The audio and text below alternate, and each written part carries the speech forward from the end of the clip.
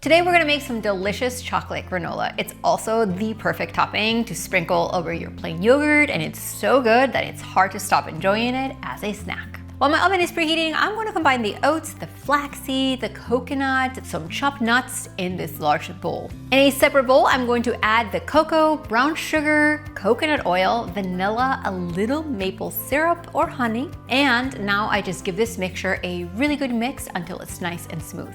By the way, below this video, I'm going to have all the ingredient measurements for you and a link if you want to go print out the recipe. The next thing we want to do is just pour this chocolate mixture into the dry ingredient bowl. I'm going to stir it until all the oats are nicely coated.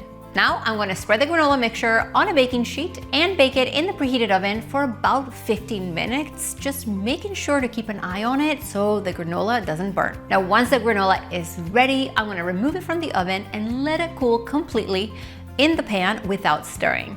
Once it's fully cooled, give it a good mix. Now I usually store this granola in an airtight container in the pantry for up to a month, and it's so good by itself and obviously sprinkled over yogurt. Check the link below this video, and if you enjoy simple recipes, watch this one next. See you guys next time.